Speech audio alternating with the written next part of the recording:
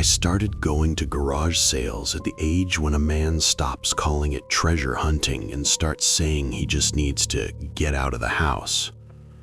If I'm honest, I got tired of my house before I understood that I was. Not tired of my wife, my ex-wife to be exact. Not tired of the kids.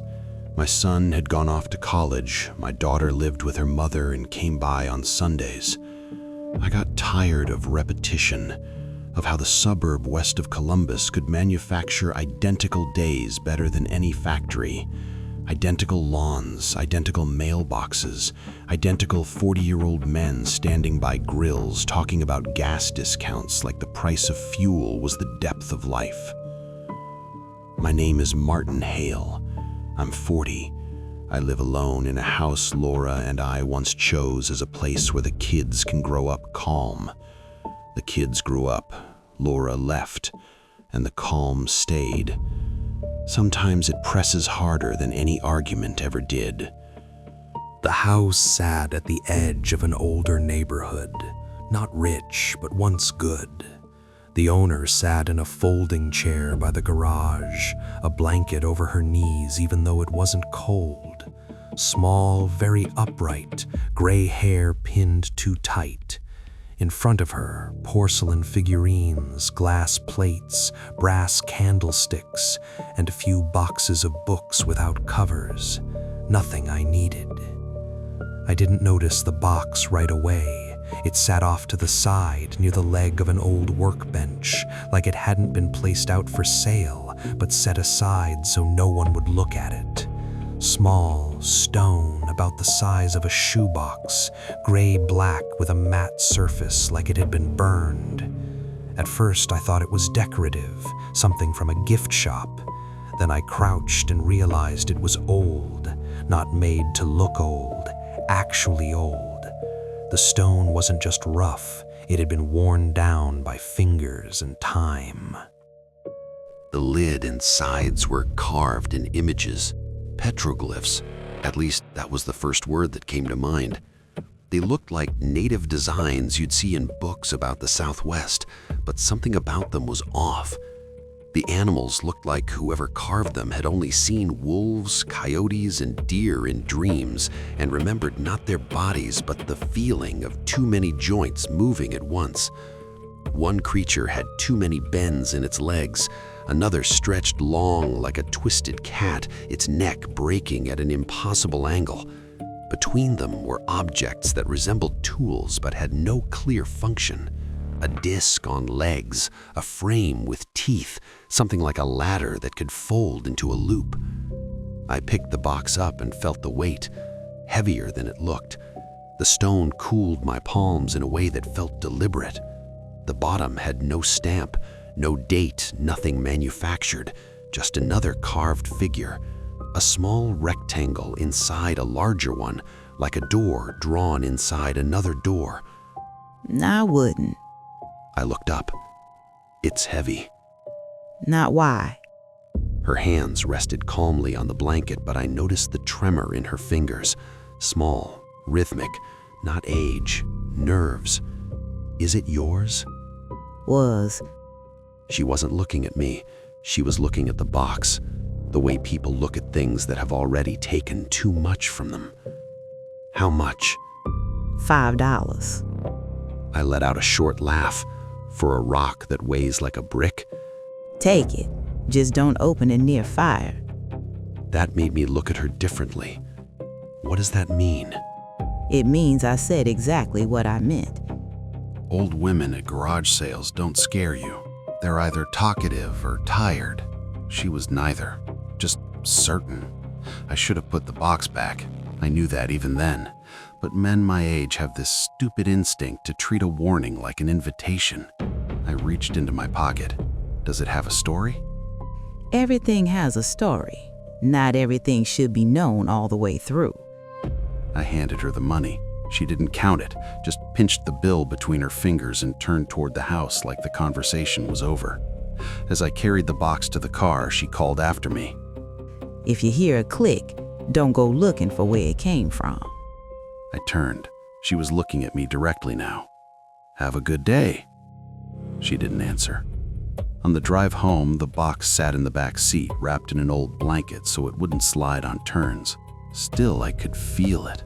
Not hear, feel the presence, like when you sense someone else in the car even though you're alone.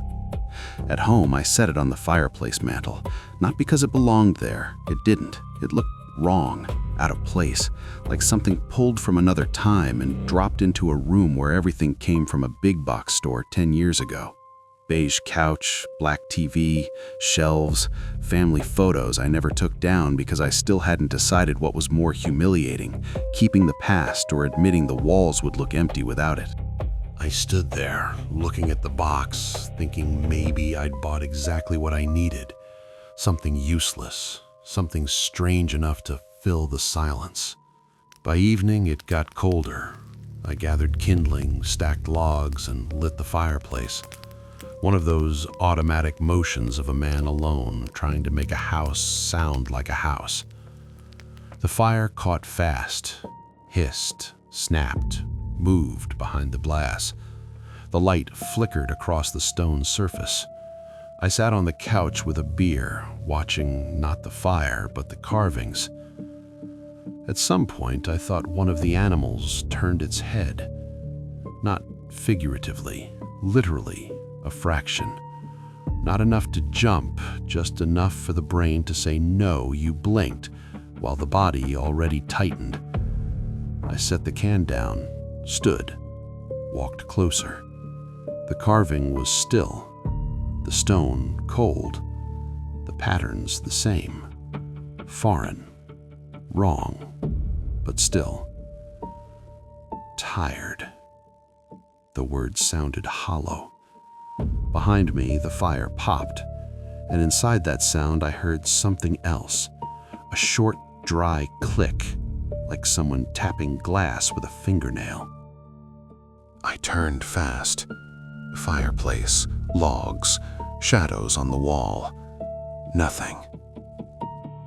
That night I woke once, around 3, with the feeling that someone had moved furniture in the house. Not the sound of it, the result, like things were already in new places and I understood it in my sleep. I went downstairs, turned on the lights, and walked through every room. Everything was where it should be, or almost where it should be. Hard to say when you live alone. Sometimes you move things and forget. But passing the fireplace, I looked again at the box, and I would have sworn one of the animals was no longer looking left. It was looking straight at me. I work as an accountant for a construction company, and that probably explains a lot. People like me don't go insane beautifully. We make lists first, check dates, look for cause and effect. We name things rationally until rationality starts to rot in our hands. The next morning, I took photos of the box. First a wide shot, then closer, the lid, the left side, the bottom edge. I increased the sharpness, converted the images to black and white, saved them in a separate folder called Box. It was stupid but calming. If the patterns changed, I would have proof. And if they didn't, at least I'd know the problem was me. At work, I thought about it more than I wanted to admit. Not with fear, more with irritation at myself. I opened the photos on my phone several times and compared them. By lunch, I realized I couldn't remember whether the creature on the lid had a third joint on its hind leg or not. That was worse than a clear change. Uncertainty is always worse. That evening, I came home and noticed the first thing that couldn't be explained by forgetfulness. The jars of grains in the kitchen cabinet were arranged in a mirror order. Rice on the left, pasta on the right. Usually it was the opposite. I never arrange them symmetrically because there's no point. I live alone. No one but me is bothered by the mess in my cabinet. But now everything was set as if someone had taken the internal map of the kitchen and flipped it in a mirror. I froze at the cabinet, staring at a box of oatmeal like it was evidence. "You did this yourself." It was a good version. I could have rearranged the jars last night on autopilot while cleaning the table. I could have. But then, why don't I remember it? I closed the cabinet, opened it again. Everything the same. Then I noticed the mugs. They were on the shelf with the plates. Not one by accident, not two, all of them. 6 mugs, including the old college one with the peeling M. I never put mugs there. It's inconvenient. It goes against habit. It's like brushing your teeth with your left hand if you've used your right your whole life. Something in my stomach dropped quietly, the kind of sinking you get when you already understand the truth, but your brain hasn't agreed to phrase it yet. I went into the living room. The box was on the mantel, exactly where I had left it. I hadn't lit the fire. The room was gray, the evening not fully formed yet, and the stone looked almost damp. I took out my phone, opened yesterday's photos, stepped closer, and started comparing. At first, it seemed like nothing. Then my eyes adjusted. The creature on the right side of the lid now had an object in its paw. Not a weapon, not a branch, something like a short handle with a loop. In yesterday's photo, that loop wasn't there. I zoomed in, swore quietly, and took a new shot. My hands were dry and cold, not shaking, not yet. I lit the fire only because I wanted to test it. That alone was already a bad decision. I understood that. But when rationality collides with the impossible, a person reaches for experiment, as if a law of nature can be forced out of the dark by repeating conditions. The logs caught slowly. The room warmed. The light fell on the carving the same way it had yesterday. I stood in front of the fireplace and watched the shadows move across the stone. And then the second creature, the long one with too many joints, slowly, almost lazily turned its head toward me. Not in shadow, not at the edge of vision, right in front of my eyes. I jerked back so sharply I slammed my thigh into the coffee table. Pain flared instantly, real and useful. I grabbed the edge of the couch to keep my balance. No, no! The stone was still. The carving had frozen again, but the head was now turned differently. I saw it. I registered it. I opened the photo and compared again. The snout, the line of the neck, everything had shifted. At that moment, it didn't occur to me to throw the box away. Strange, but true. The first thing that comes isn't the fear of destroying the object. It's the fear of admitting that it's stronger than your explanations. That night, I took it out to the garage, wrapped it in the same blanket, set it on a metal shelf between cans of paint and a box of Christmas lights. You can stay here. When I went back into the house, it felt quieter inside. I was wrong. On the third day, the small things began. The kind you can't tell anyone about without hearing the correct advice about sleep, stress, and therapy. That morning, I tripped over a chair in the kitchen. It sounds like nothing, but an adult's entire life inside their own home is built on distances the body knows better than memory. You know how many steps it takes from the bedroom to the bathroom in the dark, where the edge of the table is, how much to shift your hip to avoid the nightstand. The body remembers the geography of a home more precisely than a map. The chair was standing farther left than it should have been. 2 inches, maybe 3, enough for me to catch the leg with my toes and suck in a sharp breath from the pain. I cursed and looked at it with a level of hatred that didn't match the object. The chair was completely ordinary, oak, heavy, not something that moves on its own from a draft. I straightened it, then stepped back and looked at the others. All 4 chairs had shifted slightly to the left, perfectly aligned as if measured with a ruler. The table hadn't moved. I called my daughter, Maddie, not to tell her, just to hear a living voice. Hey, Dad. Everything okay? Yeah? I answered too quickly. Just wanted to check if you're still coming Sunday. I am.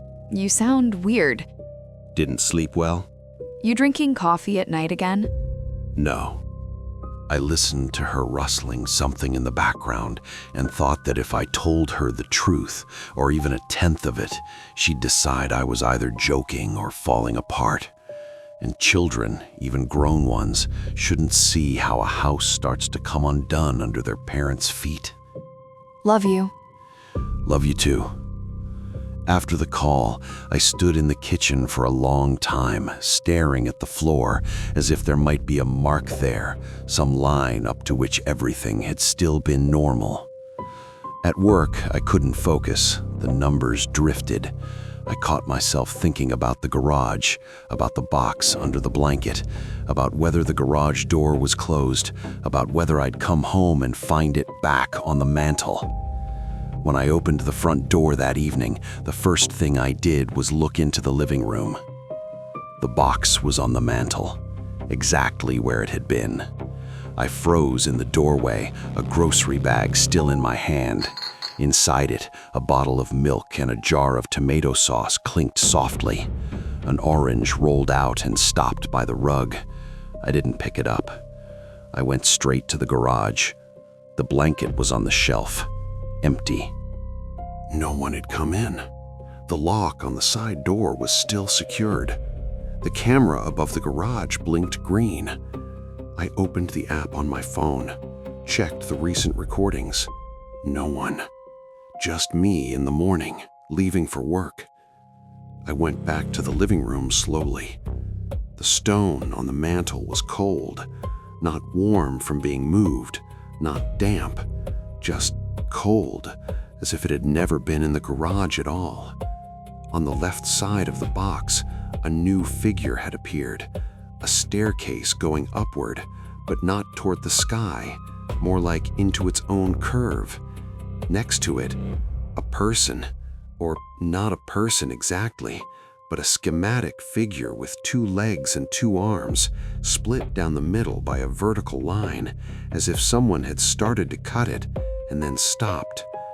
I sat down on the couch without taking off my jacket.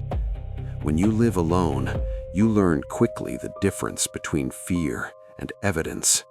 Fear can be talked through.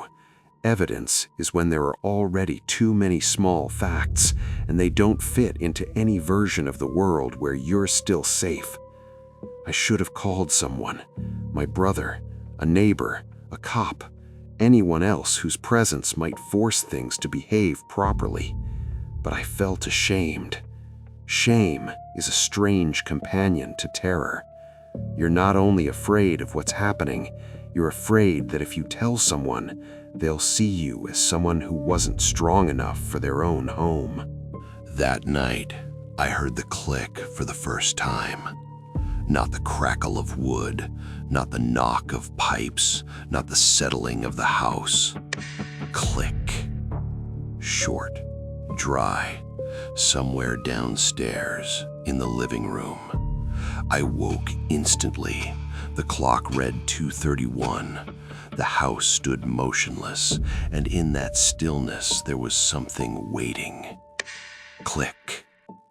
This time, a little closer, as if a small lock had been turned from the inside. I grabbed my phone, turned on the flashlight, and went downstairs. The light from the screen trembled in my hand, even though I tried to keep it steady. The living room was empty. The fire had gone out. The room smelled like cooled smoke. The box was in place, but the lid was slightly open, the width of a fingernail. I stopped in the doorway. I wanted to turn around and leave. A hotel, my daughter's place, hell, even a Walmart parking lot. But I stood there and watched. Because fear, if it isn't interrupted, sometimes turns into curiosity. And curiosity is the most dangerous form of courage. I stepped closer. The gap between the lid and the base was even. The darkness inside looked denser than a normal shadow. I reached out and very carefully pressed down on the lid. It closed without resistance. At the exact moment stone touched stone, somewhere in the house a door opened. Not flung wide, just slowly moved, hitting the frame once. I turned. From the living room, I could see the hallway leading to the bedroom. At the end of it, the door stood open. I didn't remember leaving it that way. And that was the moment I understood. The house no longer responds to me as its owner. It responds to the box. On the fourth day, everything became obvious. Until then, the house had still allowed me to pretend there was a technical explanation for what was happening. Cameras, memory, fatigue. But space is the last thing that should change its nature. If a room was on the right, it can't become the left. If a door leads to a hallway, it can't decide to lead somewhere else, like a person changing their mind halfway up the stairs. I worked from home on Fridays. That morning was quiet. I kept the box in my line of sight, the way you keep a knife on the table, not out of carelessness, but out of fear of losing control over where it is. After lunch, I went into the living room to get my laptop charger. As I passed through the doorway into the hallway, I saw the bedroom. Immediately, my bedroom, with the gray bedspread, the dark armchair in the corner, and the open closet, right behind the living room door. I stopped so abruptly, it felt like the air had been knocked out of my chest. The bedroom was on the opposite side of the house. Between it and the living room were the kitchen, the hallway, the bathroom, and another small room. I knew that not as a thought, as a foundation of existence. But behind the door was the bedroom, mine. I saw the wrinkled edge of the bedspread, saw the white shirt I hadn't put away from the back of the chair yesterday, saw the strip of light on the floor from the window. I stepped back and then immediately stepped forward again, as if repetition might fix it. It didn't. The bedroom remained. A thin hum filled my ears, not a sound from outside, but internal, like a pressure shift. My palms turned damp. I did something I kept remembering later. I laughed. One short, hoarse sound, not from amusement. When reality refuses to obey, the brain sometimes releases laughter as an emergency valve. The laugh caught in my throat and died. I closed the door, stood there, opened it again. The hallway, gray runner, family photo by the stairs, bathroom door closed, everything in place.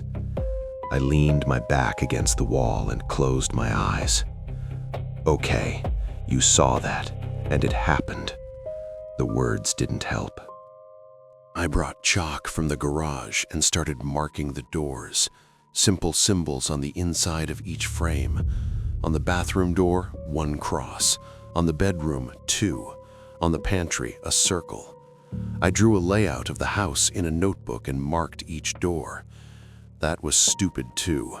But like I said, a person like me makes a map first, even if the house has already decided the cartographer is no longer needed. That evening, I didn't light the fireplace. I didn't even turn on the small lamp next to it. The living room was colder than the rest of the house, but I preferred the cold. I sat in the kitchen with a beer and my notebook, like a detective in a cheap show, and listened to the silence. Around 9, I heard a faint creak. Not the box, a door. I stood up. On the kitchen door leading to the laundry room, the chalk circle was gone. In its place was a cross. I opened the door slowly. Behind it was the bathroom, not the laundry room. My bathroom, the mirror above the sink, the shelf with the razor, the blue towel I bought at Target last month. I slammed the door shut so fast the sound echoed through the house, then opened it again. Laundry room. The chalk on the frame was now smeared, as if someone had dragged a finger across it. I hadn't touched it. That night, I didn't go upstairs. I lay on the couch in the living room, facing the fireplace. The box sat on the mantel, darker than the darkness around it. I didn't want to let it out of my sight. It felt like if I fell asleep and it disappeared, I wouldn't lose an object. I'd lose the axis the nightmare was spinning around. I woke to the sound of someone moving in the house. Not footsteps, more like a sequence of presences, a soft knock somewhere, as if the house was testing itself by touch.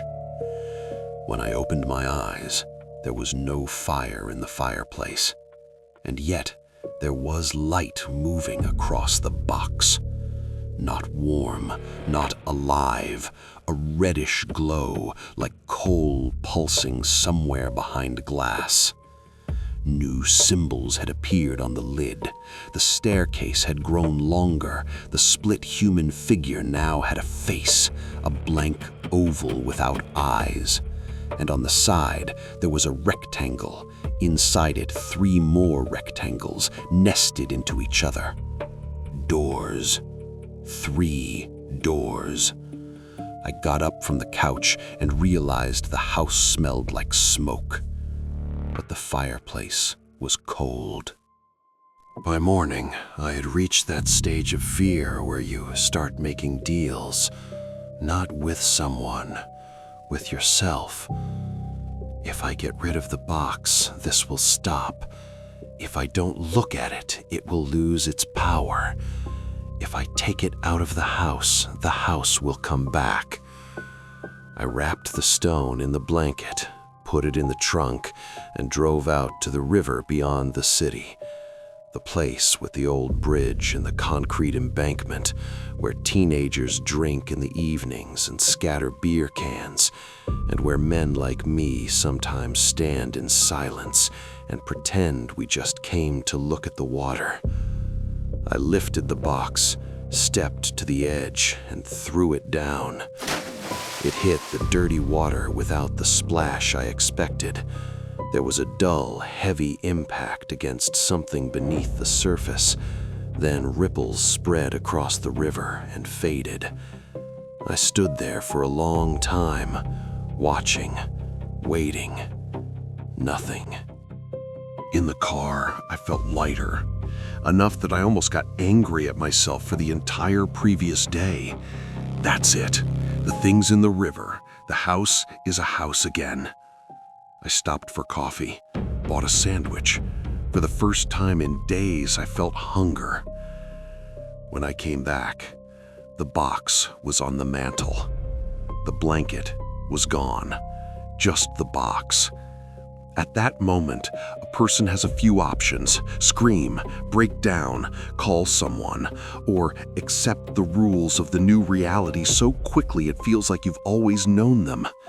I chose the fourth, and it still feels like the most terrifying choice of all. I didn't touch it. Instead, I sat down on the floor in the middle of the living room and started drawing a map of the house. From memory, then from observation. Rooms, doors, chalk marks, arrows. If one door leads somewhere wrong, I can at least track the logic of the shifts. The problem was, there was no logic. Or it belonged to something else. From the entryway, you could reach the bedroom if you opened the door slowly. If you opened it fast, you got the hallway. The basement door led to the attic twice. The attic led to the kitchen once. The kitchen door opened into a small, empty room with no windows that didn't exist in the house. The room was narrow, tilted, with unpainted walls and a floor sloping downward like the deck of an old ship. I stepped inside 3 paces and immediately stepped back out because I heard a dry cough from deeper inside. Not human, not mechanical, more like the sound a house might make if it dreamed it was alive. When I tried to mark that room on the map, the sheet of paper slipped from my hands. I bent down to pick it up and saw that all the doors I had already drawn had shifted a few millimeters. I blinked, told myself it was nothing, ran my finger along the line. The ink was dry, but the door was not where I had drawn it. I dropped the pen. Drawings began to surface on the walls of the house. Not bright, not like graffiti, more like dampness gathering itself into shapes, lines, door outlines, schematic beasts with too many joints, small figures standing before openings. If you looked at them from the corner of your eye, they disappeared. If you looked straight at them, they sharpened. By evening, I was no longer sure how many doors my house actually had. 9, 11, 13. I counted them, then an hour later opened my eyes and realized I didn't believe myself. The worst part wasn't the spaces. The worst part was that around the box, the house became intentional. Not chaotic, not broken, intentional. As if someone had been drawing one blueprint over another for a very long time, waiting for the moment when the old walls would give way. Closer to night, I found it again, the room with the fireplace, or rather, a room with a fireplace, because it looked like my living room, but it wasn't. The same box on the mantel, the same fireplace, the same couch, but the room was longer. The floor sloped downward like a subway corridor. The ceiling was higher. The far end of the room dissolved into dimness, and something like a door stood there too far to make out clearly. I didn't go in. I just stood in the doorway and watched. On the lid of the box now was a figure standing before many doors. A faceless figure. I slammed the door shut and checked twice that it wouldn't open on its own. That night, I slept in the car in the driveway. On the 5th day, I stopped going to work. I called my boss and told him I had a virus. He wished me a quick recovery. The world outside kept being convenient and predictable, and that felt insulting. The neighbor's lawn got mowed on schedule. A delivery driver left a package at the door. The school bus came on time. My house was quietly spreading apart from the inside, and the entire suburb kept its steady smile. I sat in the car and looked at the windows. Nothing unusual from the outside. If you had driven past, you wouldn't have noticed. That was exactly what made it unbearable. Horror that doesn't deform the facade is always worse. It requires you to become your own only witness. Around noon, Maddie called me. Dad, you haven't been answering. Everything okay? I looked at the house. Yeah, just didn't sleep well. Do you want me to come over? The word come hit me harder than any click ever had. I pictured her walking down a hallway that didn't lead where it should, opening the kitchen door and ending up in the room with no windows. No, I said it too sharply. You scared me. Sorry, just don't come today, okay? Why? The place is a mess. It was a weak explanation, a humiliating one, but better a mess than the truth. Okay, I'll stop by tomorrow with soup. Don't bring soup. Dad! That note was already in her voice now. That grown-up caution children use when they feel a parent pulling away from them, not physically, but somewhere inward. I'll call you. Promise. I promise. After the call, I sat motionless for a long time. Then I realized that if I didn't go back inside, I would be turning the house into territory surrendered without a fight. It was a stupid, masculine kind of possessiveness, but it helped me open the door. Inside, the smell of smoke had grown stronger. Not fresh fire, old smoke, soaked into fabric, like a house that survived a fire 100 years ago and never fully cooled down. I went to the bedroom to get a change of clothes and opened the door. There was a street behind it. Not my yard, just a street. Night sky, even though it was daytime on the clock, and a strange reddish tint above the rooftops. The neighboring houses were there, but distorted, as if made of wax and beginning to sag. The windows were too narrow, the streetlights too tall, and everything was quiet in that way dreams are quiet, where sound isn't absent, just forbidden. I did not step across the threshold. I'm not insane. But I stood there looking long enough to see movement on the far side of that street. A figure. Male? Female? No, just a human-shaped shadow moving along the houses. It moved unevenly, as if it didn't understand how to use its own joints. I slammed the door shut. My palms were wet. I wiped them on my jeans and looked down. On the floor, right against the gap beneath the door, there was black soot. Real soot. So the door had not opened onto a vision, not just a vision. By 4 in the afternoon, I had stopped trusting not only the doors, but the walls.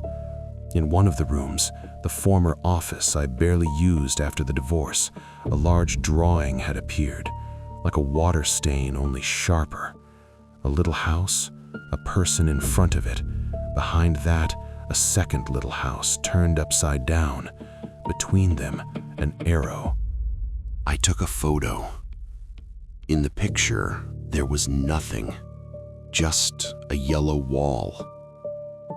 That was when I understood that what was happening could no longer be documented. The box was controlling more than space. It was changing the rules of proof. My fear stayed inside me, while anything external, phone, camera, paper, gave up first. Toward evening, I heard a voice, or not a voice exactly, the echo of speech, male, coming from that same long room with the fireplace. I went toward the sound, not believing I was going. The door from the entryway led there on the 3rd try. The first 2 times, it opened onto the normal bathroom and then the attic. The 3rd time, the room. Now it was even longer. The floor sloped more sharply. The firelight didn't reach the far end, and everything down there looked wet, though there was no smell of damp. The voice was coming from exactly that place, a murmur, indistinct, as if someone were reading aloud with their mouth closed. "Who's here?" The words came out stupid. I already knew the question didn't belong. The voice stopped. The box on the mantel was open. The lid was raised straight up. Inside, blackness. I took 1 step into the room, then a second. The floorboards under my feet were familiar and unfamiliar at the same time, as if my house had been copied from memory, but not accurately. There was a new scene on the lid now, a figure standing before doors, no face. On the next panel, the same figure, now without a head, not cut off, just not carved. Below that, an empty doorway. My knees weakened without warning. I braced one hand against the wall. The paint under my fingers wasn't smooth. It was peeling, and beneath it was another surface, something like stone. And then, from the far end of the room, someone coughed softly. I backed away, not fast, very carefully, the way you step back from the edge of a well once you realize you've already come too close. One step, another. When I reached the entryway, the door behind me closed on its own. It didn't slam, it just shut softly, precisely. I stood there and listened as the murmuring began again in that room. On the 6th day, I decided to open the box myself. It wasn't an act of courage, it was exhaustion dressed up as control. When space no longer belongs to you, you start looking for the source of power, even if that source looks like a trap. I waited until evening. For some reason, it felt pointless to do it during the day, as if the box had already imposed its own time, its own rules, and I didn't want to break them blindly. I didn't light the fireplace. The sight of the stone was enough. But as darkness fell, the reddish glow appeared anyway, not from outside, from within the room. The walls faintly radiated warmth, as if a fire were burning behind the plaster. I placed a chair in front of the fireplace, sat down, and put my hands on my knees so they wouldn't betray me by shaking. The box stood on the mantel, heavy, calm. Show me. Stupid. But in moments like that, language tries to turn the impossible into a conversation. I picked it up. The stone was warm for the first time. Not hot, but warm like a body. That almost made me let go immediately, but I held on. The lid gave way easily, too easily. No latch, no effort, no resistance from centuries-old stone. Inside, there was no velvet, no compartments, no hidden sections. Only a smooth, perfectly flat mirror surface. I saw myself. My face hollowed, unshaven, eyes red. Behind me, the fireplace, but slightly wrong, longer, taller, with smoke drifting sideways instead of up. I leaned closer. My reflection stayed in place a fraction of a second longer than it should have. My heart hit so hard I felt it in my throat. I didn't move. The reflection slowly raised its hand. I stood still. The hand in the mirror reached face level and touched its own forehead with 2 fingers, like a strange salute. Only then did I jerk back, and the box almost slipped from my hands. The lid snapped shut on its own, catching my thumb. The pain was immediate, real, bright. I cursed and stepped back, clutching my hand. In the house, 3 doors opened at once, simultaneously. To the right, behind me, upstairs. I lifted my head. From the entryway, I could now see 3 openings that could not have been there. One led to the bedroom, but the chairs inside were nailed to the ceiling, legs pointing down, as if the room had flipped and the furniture had been fixed in place at the moment of the fall. Behind the second was the street with the red sky. Behind the third, the long room with the fireplace, where the box was already back on the mantel, even though I had been holding it a second ago. I looked at my hands. They were empty. The box was on the mantel. I was standing in a hallway I didn't recognize. The walls bent slightly, and if you looked too long, it felt like they were breathing. I understood, not with my mind, but with my body, the way you understand a blow before it lands, that the house was no longer just rearranging me inside itself. It was preparing to keep something. On the stone, there was a new scene now. An empty doorway, no figure. There is a moment when fear stops being an emotion and becomes geometry. You no longer think about consequences. You only see directions. Forward, back, left, toward the door that might still lead to the world, or toward the door that leads to where the world once was and is no longer required to repeat itself by the old rules. I stood in a hallway that didn't exist on the house plan and looked at 3 doors. Behind the first was my bedroom, but the chairs were hanging from the ceiling, legs pointing down, and the bed stood upright against the wall like a coffin that hadn't yet been lowered into the ground. The sheet hung downward without falling, stretching upward toward the ceiling as if the wind in that room blew the wrong way. Behind the second, the street, the sky was dense red like overheated metal. The neighboring houses bent, melting into their own lines. Mailboxes stood on long, impossibly thin posts, and the whole street sloped in a way it never had. Somewhere far away, a dog barked, but the sound dragged incorrectly, like a recording on a dying battery. Behind the third, the room with the fireplace. Real or not, I no longer understood. The box was open. Inside, the mirror surface was dark, like water at night. I stopped trying to understand how it worked. Rationality hadn't disappeared, it had just stopped being the primary tool.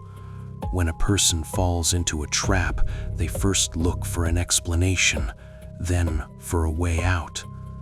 I took a step toward the room with the fireplace, then stopped. From inside came the same voice, male, murmuring. This time I didn't hear words, I heard intonation, my own, as if someone very far away was repeating what I had once said in an empty house to myself. I stepped back. Outside, on the red street, a figure appeared.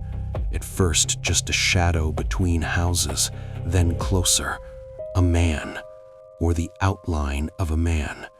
He walked toward me slowly, unevenly, with that same uncertain coordination I had already seen on that other street. When he came closer to the light, I understood it was me. Not literally, not a double from a movie, but something with my height, my gait, the same slope of my shoulders. The face was blurred, as if wet, but I recognized the lines of the body before I wanted to. He lifted his head, and at that same moment, in the room with the fireplace, my reflection raised its hand again, this time faster, more certain. I suddenly understood. The box doesn't just show, it reassigns. It watches which route you choose, which version of space accepts you, which door earns the right to be called yours. The fear didn't disappear completely, but inside it, a hard, almost practical thought formed. If I keep standing here, the choice will be made for me.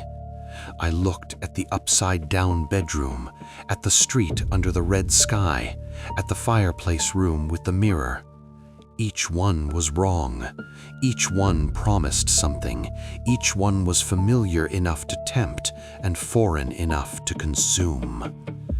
I chose a door. Any door. I truly don't know which one. At some point, memory stopped being sequential. I remember only the step, the cold on my face, and the click behind me, like a small stone lock finally closing for good. Then, emptiness. Not death, not darkness, more like the absence of text, as if I had been moved into the part of the story where words are no longer assigned. 3 months later, The house on West Creek Drive was listed for sale as a well-maintained single-family home in a quiet neighborhood with a fireplace, garage, and convenient layout. No one in the listing mentioned that the previous owner, Martin Hale, was officially considered missing. For a buyer, that would have been inappropriate. For a realtor, even more so. The house was purchased by a young couple from Dayton. They had no children, but they had a dog and a habit of photographing every room on the first day after moving in. They left positive reviews about the neighborhood, the easy highway access, and the amount of natural light. The first complaints began 2 weeks later. At first, the smell of smoke in one of the rooms. Not burning, just a persistent cold scent of an old fireplace, even when it hadn't been used and the flue was closed. Then the drawings on the walls. Not marker, not mold, thin gray lines appearing at night and fading by noon. Little houses, staircases, strange animals, a man standing before a doorway. The realtor, a woman named Janine Mercer, initially assumed the clients were looking for a reason to demand compensation. She came herself, walked through the house, noted their concerns, photographed the walls, and found nothing but faint discoloration in the living room near the fireplace. If it shows up again, send photos. The next morning, they sent 13. In one of them, taken at 3:11 a.m., a stone box sat on the mantel. The new owner swore she had never seen it.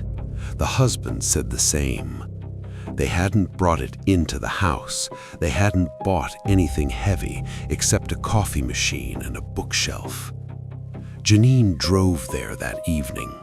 The box was on the mantel, gray, heavy, covered in carvings. On the lid was a house. In front of it, a faceless figure. Behind him, 3 doors. Janine didn't touch it. She was a smart woman and understood the value of things that wait too long to be picked up. When she got back to her car and opened her work app on the tablet to update the property record, she noticed that in the ownership history section, a new note had appeared that hadn't been there that morning. A comment with no author, no date, no source. There's a constant smell of smoke in one of the rooms. She read the line twice, not understanding how it could have appeared in the system. Then she looked up at the house. In the living room window, someone was standing. Not the owner, not the wife, just a man of average height in a dark shirt, with a face the glass reflected too vaguely. He didn't wave, didn't move, just stood there like someone who had finally found the correct side of the door. Janine blinked. The figure was gone. When she looked back at the fireplace through the window, the box had shifted slightly to the left, as if someone had just adjusted it to sit better in the room.